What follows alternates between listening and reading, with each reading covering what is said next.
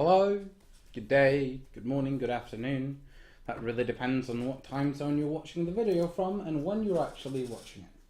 So since patch, what was it, 0.114b has actually come out, I'm going to do Inside the Cube special number 2 where we only discuss how green has changed within the last patch.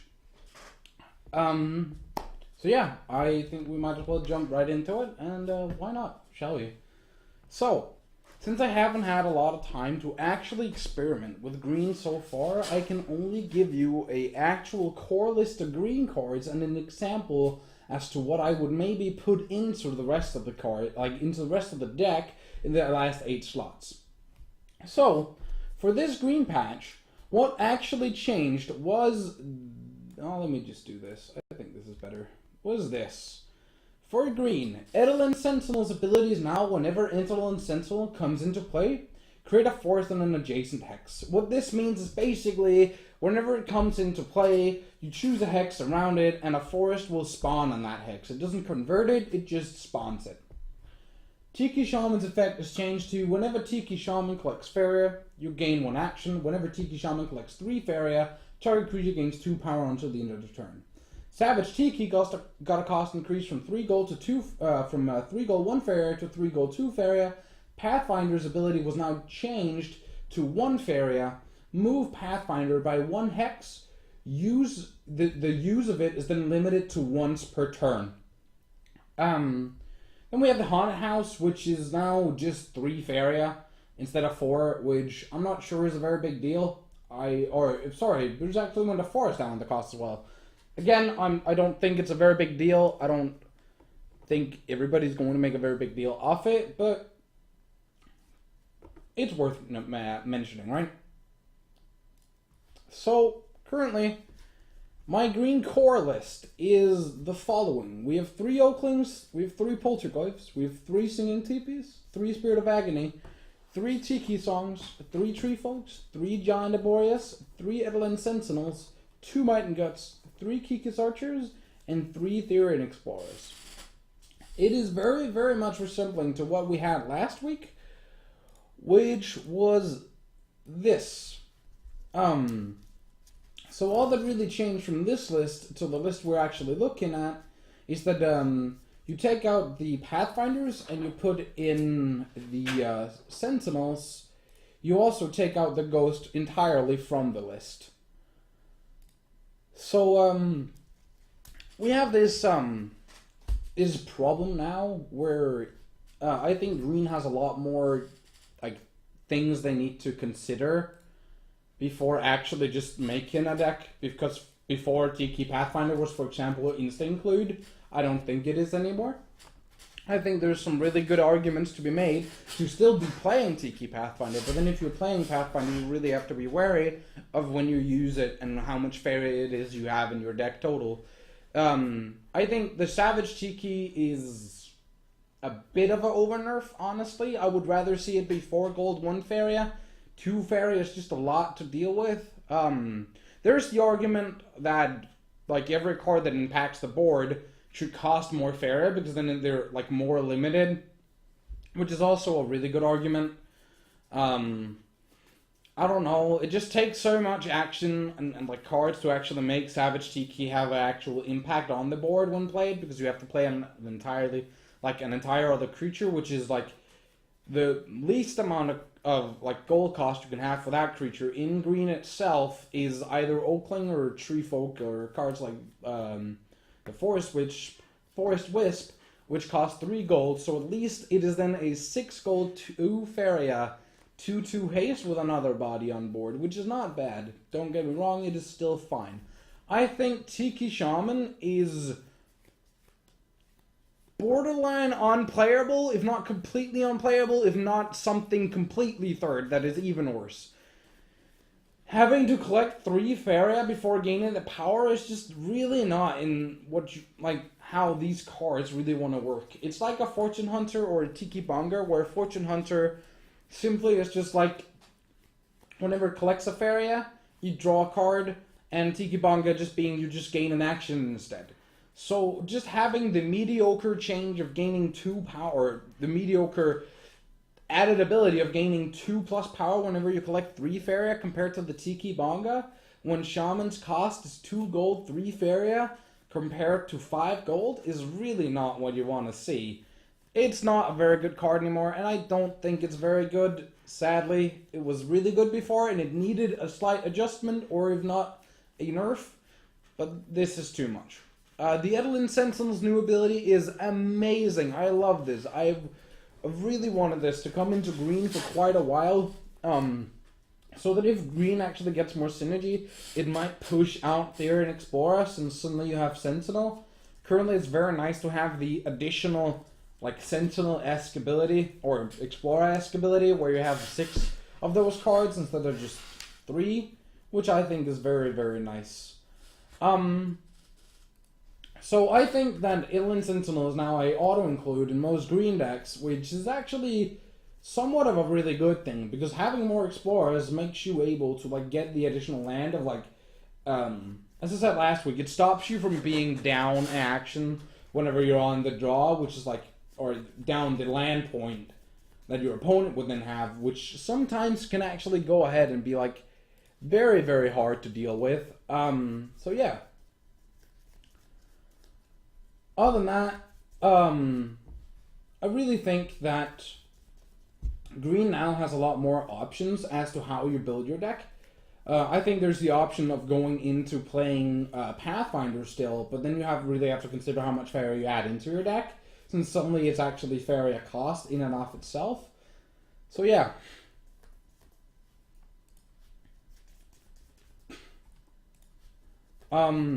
Also, I guess we might as well talk about, should Sentinel actually be nerfed? And I think it should. I think it either needs to have Strike Back removed or go back to a 1-3 as it used to be, since right now it is like really, really good.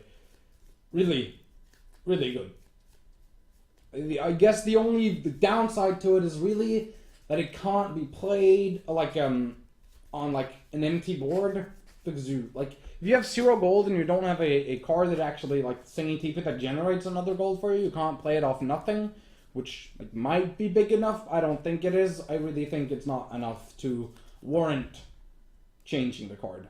So if we just go ahead and look at green and what other cards you could actually be playing. So you could go the Haunt route, which we did last week, by putting in the Ghost Varianar. You could also then put in the Lady Elements, which then gives you up to 38 cards. Then you really have to consider what else other than that you put into your deck. Since you're pretty close to 40 Faria now, it should probably be another card that only costs gold. I could see Tiki Bonga here. I could also see Fortune Hunter, which could also be a very good cards. You could also play something like Favorite if you really wanted to. You could even go over and play stuff like Forest Elemental if you want to be that defensive. Other than that, I guess there's some human options, and like you could play stuff like Rebel Scout, which I don't really enjoy. You could also play Youthful Duelist. I don't really enjoy that either. I just really feel like you can't go more Faria than this, because suddenly it takes a lot of Faria to play all your cards. There's also the definite option of going in for the Pathfinder change, where you then have, let's say we have Pathfinder, but then I would kind of include Pathfinder as either 1 or 2 Faria into the deck, so I would at least say we're at 28, if not 31 Faria. I would probably call it for 31 Faria, because at 31 Faria, you don't have a lot of room to maneuver with, and then you're sure you can actually use the Pathfinder's ability whenever you actually play the card, which I actually really enjoy. And I think that's a very good mindset to have when playing a deck with the Pathfinder, is that you really want to use this ability whenever possible and whenever you actually can. Like afford it, I suppose. So it's just a nice way of going back and forth between different strategies, and like having Pathfinder is definitely one of the one of the options that is actually still viable. It's not completely useless. I just think it's a bit worse than it used to be for obvious reasons. I would much rather have seen the Pathfinder be 2 actions to use, since green has like the Tiki Bongas and the Singing Teepees and Overgrown Towers to generate action points, so that would be easier for them to use. Again, that is then going over to the argument that things that impact the board whenever they're played should cost more fairer, which is a solid argument. I think it's fine. I just think it becomes very hard for green to play a lot of its cards. Since I would not play Ghost in this deck, since I don't really feel like you have the Faria to do so. I would not touch Shaman for obvious reasons. I would probably, if anything, like play something like you could play the favorite, and then you can go over and play Weapon Racks again if you wanted to, which wouldn't be bad. Since suddenly you have a lot of creatures that only have 1 damage, being the the Sentinel, the Therian Explorer, the Pathfinder, and the favorite, which I think is fine. So your deck list would look something like this. I think that's completely fine. I think this is a fine deck list. There's definitely a lot of things to be said about green now, since it's so awkward to actually make the green deck work really well right now compared to how much Faria you can put into a deck. I think this is a fine deck because then you can always utilize the Pathfinder's ability, and you're sure you will always have enough Faria, even at one's Faria spawn. So then you can go a bit more aggressive, which I kind of like to do as a player. But it's all based on how you want to play your green games and how you really want your green decks to shape out. So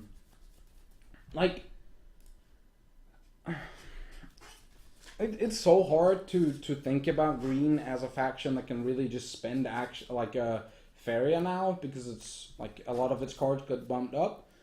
I don't think the deck from last week, which was the favorite Shaman and Savage, is a good deck anymore, because suddenly the gaining of 2 actions from the Shaman's a lot harder than it used to be, and it's just not really needed. Pardon me. There's also a definite idea of including another the 3rd Might Guts into your deck. But other than that, I think it's very much based on how you want to play green right now, and really how you want your competitive green decks to shape out. Take into consideration, I'm only trying to talk competitive green. Of course, you can go ahead and play the funny strategies like the all strike back strategy. I've done that. I've played the green-blue all strike back decks, where you play Grumpy Porcupine, Forest Elemental, Sentinel, Mossbringer, cards like this, and then you play stuff like the Triton Chef, all the health buffing cards like Spring Moki, Triton's Banquet, cards like that, which was actually a very fun and interesting strategy. I just don't personally find it very optimized and or competitive. Other than that, I think you should go ahead, try green a bit more for yourself, because it's very interesting to try and make a green deck now and actually make it work. So I think there's a lot of room for improvement in the deck building strategies currently. I think there's some cards that need to be refined a bit, just which is probably Sentinel needs a 1 health nerf.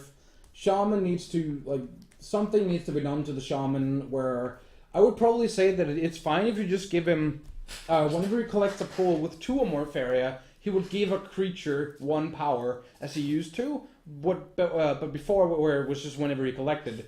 This way you're sure to get that. So if it's your turn on midday or night, I think it is. No, wait, it's afternoon, right? I think so. The not morning and not night thingy. Basically, whatever. So when it's there, and then you've just had morning, you collect once, you pass the turn, then it's your turn on morning, and then suddenly there's 2 Faria spawns in the one of the spawns. So that then you could collect, get the buff, and then players can see it coming more, and it's not going to be as powerful as it was now, or as it was before, because I honest to God just feel like Shaman is pretty close to impossible to play now, to any extent that is merely close to good. It is a very mediocre card now. I really just don't like the card. Other than that, I'll just like to thank you all for watching. Have a very good day. I will be experimenting more with green within the current patch, and I will be streaming. So, I will probably highlight some of my games where I will then put in the deck list I was using at the time, and then throw them on the forum so you can see some of the strategies and games I actually try to play. I just felt like I should get this episode out there while there was still fresh air within the patch. So, Thanks for watching. Go out, enjoy green. It's still incredibly fun to play. The 4 games I've actually got to play with it. Yeah. Other than that, have a very good day. I'll see you all later, and thanks for watching.